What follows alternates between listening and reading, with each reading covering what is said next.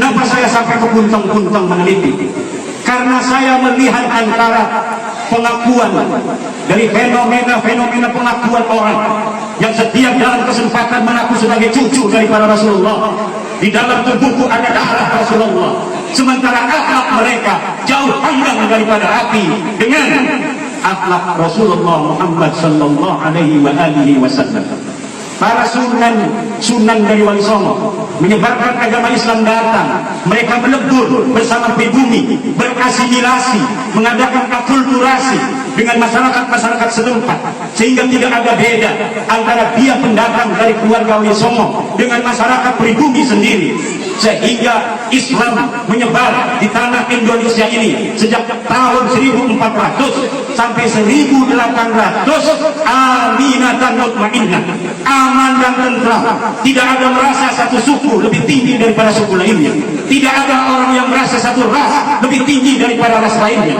Tapi semenjak kedatangan orang-orang yang selalu mengeksploitasi nasab, yang selalu mengadakan kapitalisasi nasab mereka kepada umat, ini mulai terjadi pengkotak-kotakan di dalam kemanusiaan kita, sehingga ada manusia-manusia mulia yang hanya dengan darahnya, dan ada manusia-manusia yang hina-hina hanya dengan darahnya.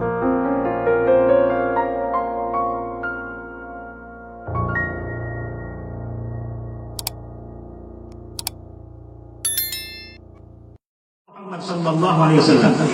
Kita di Kesultanan Banten, juga di Kesultanan Cirebon, memiliki 3 manuskrip.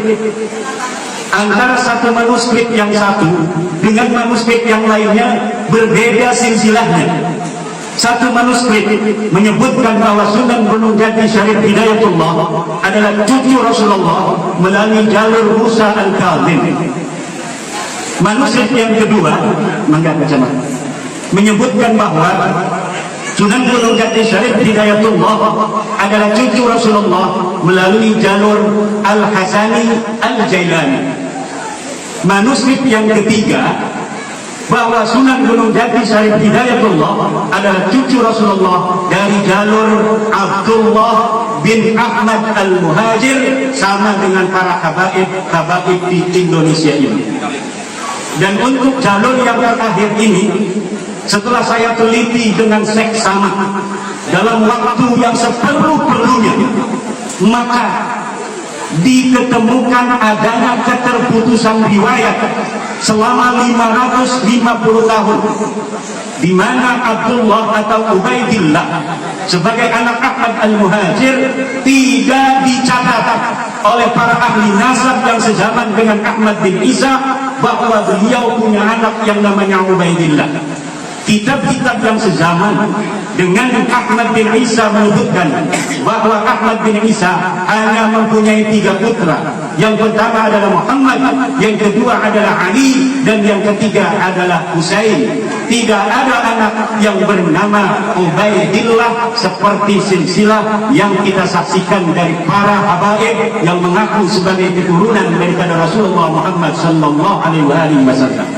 Baru pada tahun 895 Habib Ali As-Sakran menulis dalam kitabnya Al-Ghurfatul Musiqa bahwa leluhur mereka yang bernama Ubaidillah adalah keturunan daripada Rasulullah Muhammad sallallahu alaihi wasallam.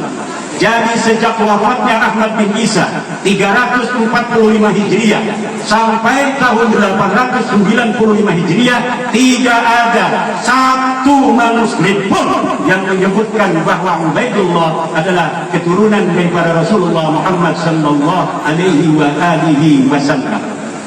Maka secara ilmiah, nasab-nasab mereka ini adalah nasab yang munqati', nasab yang terputus.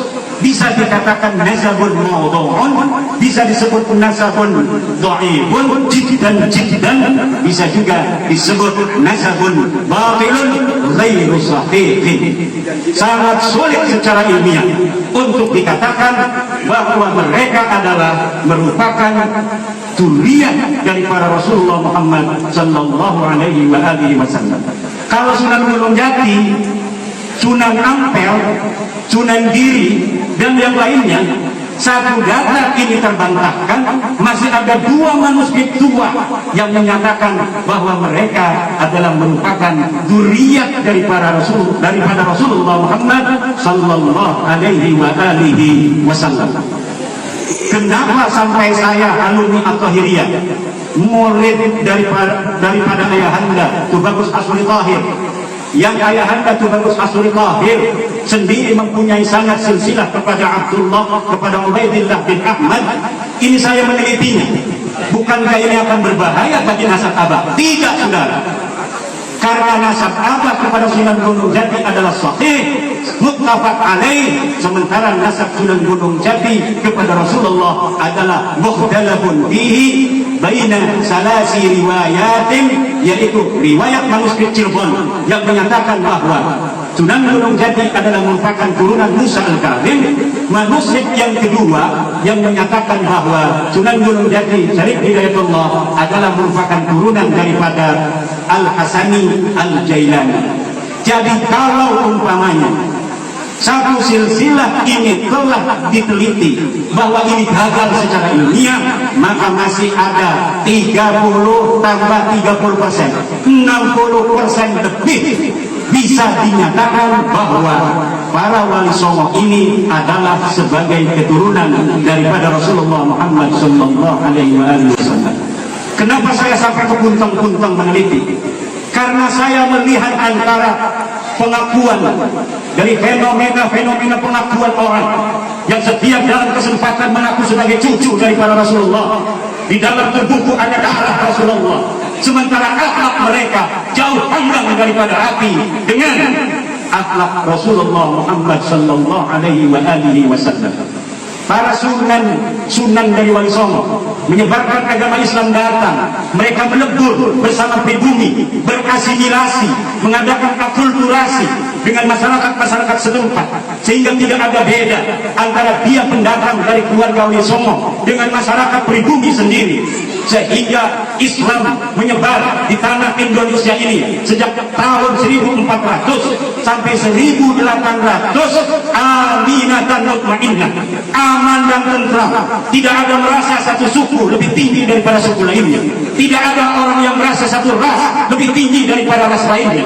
Tapi semenjak kedatangan orang-orang yang selalu mengeksploitasi nasab, yang selalu mengadakan kapitalisasi nasab mereka kepada umat, ini mulai terjadi pengkotak-kotakan di dalam kemanusiaan kita, sehingga ada manusia-manusia mulia yang hanya dengan darahnya, dan ada manusia-manusia yang dina-dina hanya dengan darahnya. Sementara agama kita, agama Islam, menjadikan kemuliaan itu bukan kepada darah. Kemuliaan itu adalah kemuliaan takwa.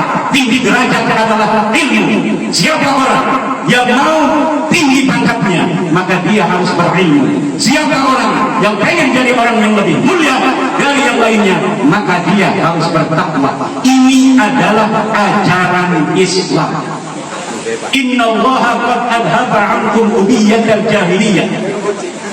Al-insanu rajulan mu'minun taqiyyun wa fajirun saqiyyun. Allah telah menghilangkan dari kalian, wahai umat Islam, ubayyah al-jahiliyah, sifat-sifat jahiliyah yang menyebarkan bahwa ayah yang mulia adalah orang-orang yang harus dimuliakan. Ayah yang hina, keturunannya adalah harus menjadi orang-orang yang hina. Ini adalah ubayyah al-jahiliyah yang tidak boleh diterima oleh para santri dan harus dilawan. Kenapa? Selain bertentangan dengan agama Islam, juga bertentangan dengan sila-sila Pancasila, terutama sila kedua, kemanusiaan yang adil dan beradab. Kemanusiaan yang adil dan beradab itu apa artinya? Artinya dari Sabang sampai Merauke, semua manusia Indonesia adalah sama. Bagi Indonesia tidak ada bedanya, dia orang Banten, dia orang Aceh, dia orang Flores, dia orang Papua, dia orang Minang, dia orang Batak, dia orang Sunda, semuanya adil, sebagai manusia yang mempunyai kesempatan yang sama di Indonesia ini. Ia bisa menjadi PJ gubernur, ia bisa menjadi camat, ia bisa menjadi bupati, ia bisa menjadi polisi, ia bisa menjadi TNI, ia bisa menjadi Kapolri. Inilah namanya